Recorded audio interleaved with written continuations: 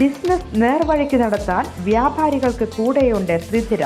GST നോട്ടീസുകൾക്കുള്ള മറുപടി, registration, return filing, appeal filing, accounting, income tax return filing and project report തുടങ്ങി വ്യാപാരികൾക്ക് വേണ്ട നിർദ്ദേശങ്ങൾ ലഭിക്കാൻ ത്രിധിര അക്കൗണ്ട് വടക്കാഞ്ചേരി. ഫോൺ 9447077369. മറ്റൊരു നമ്പർ 9562467999. സംസ്ഥാനത്ത് 10 പേരുടെ നിപ്പ പരിശോധന ഫലങ്ങൾ നെഗറ്റീവായതായി ആരോഗ്യവകുപ്പ് മന്ത്രി വീണ ജോർജ്. മരിച്ച യുവാവിന്റെ മാതാവ് അടക്കമുള്ള അടുത്ത ബന്ധുക്കളും ചികിത്സിച്ച ഡോക്ടറും ഉൾപ്പെടെയുള്ളവരുടെ പരിശോധന ഫലമാണ് നെഗറ്റീവായത്.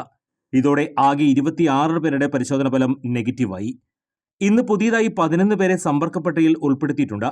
ഇവരിൽ 5 പേർ ഹൈറിസ്ക് വിഭാഗത്തിലുള്ളവരാണ്.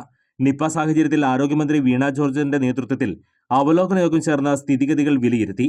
ആകെ 266 പേരാണ് സമ്പർക്ക പട്ടികയിൽ ഉൾപ്പെട്ടിട്ടുള്ളത്. ഇതിൽ 81 പേർ ആരോഗ്യ പ്രവർത്തകരാണ്. 176 പേർ പ്രൈമറി കോൺടാക്ട് പട്ടികയിലും 90 പേർ സെക്കൻഡറി കോൺടാക്ട് പട്ടികയിലുമാണുള്ളത്. പ്രൈമറി പട്ടികയിലുള്ള 133 പേരാണ് ഹൈറിസ്ക് കാറ്റഗറിയിലുള്ളത്.